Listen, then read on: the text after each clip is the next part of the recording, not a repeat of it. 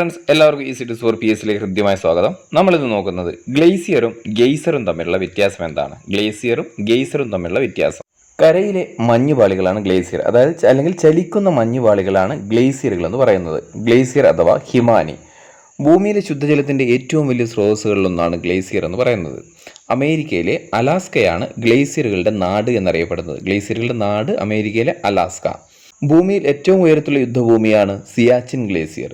അപ്പോൾ ഭൂമിയിൽ ഏറ്റവും ഉയരത്തിൽ സ്ഥിതി ചെയ്യുന്ന യുദ്ധഭൂമി സിയാച്ചിൻ ഗ്ലേസിയറാണ്. അത് നമ്മുടെ ഇന്ത്യയിൽ കാരക്കോറം പർവ്വതനിരയിലാണ് സ്ഥിതി ചെയ്യുന്നത്. അടുത്തത് ഗെയ്സറാണ്. എന്താണ് ഗെയ്സർ? ഭൂമിക്കടിയിൽ നിന്നും മുകളിലേക്ക് ചീറ്റിത്തെറിക്കുന്ന ചൂട് നീരുറവകളാണ് ഗെയ്സറുകൾ. ഭൂമിക്കടിയിൽ നിന്നും മുകളിലേക്ക് ചീറ്റിത്തെറിക്കുന്ന ചൂട് നീരുറവകളെയാണ് നമ്മൾ ഗെയ്സർ എന്ന് പറയുന്നത്. ഹിമാചൽ പ്രദേശിലുള്ള മണികരൻ ഗെയ്സറുകൾ ഇത്തരത്തിലുള്ള ഇന്ത്യയിലെ ഗെയ്സറിന് പ്രധാനപ്പെട്ട ഒരു ഉദാഹരണമാണ്. അതുപോലെ തന്നെ സാധാരണ അഗ്നിപർവ്വത മേഖലകളിലാണ് ഗെയ്സറുകൾ കൂടുതലായിട്ടും കാണപ്പെടുന്നത്. ലോകത്തിൽ ഇപ്പോഴും സജീവമായതും ഏറ്റവും ഉയരത്തിൽ ചീറ്റുന്നതുമായ ഗെയ്സറാണ് അമേരിക്കയിലെ യെല്ലോസ്റ്റോൺ നാഷണൽ പാർക്കിലെ സ്റ്റീം ബോട്ട് ഗെയ്സർ. അപ്പോൾ അമേരിക്കയിലെ യെല്ലോസ്റ്റോൺ നാഷണൽ പാർക്കിലെ സ്റ്റീം ബോട്ട് ഗെയ്സറാണ് ഇപ്പം നിലവിലുള്ളതിൽ ഏറ്റവും സജീവമായത്, ഉയരത്തിൽ സ്ഥിതി ചെയ്യുന്നതുമായ ഗെയ്സർ. അപ്പോൾ ഇതാണ് ഗ്ലേസിയറും ഗെയ്സറും തമ്മിലുള്ള വ്യത്യാസം.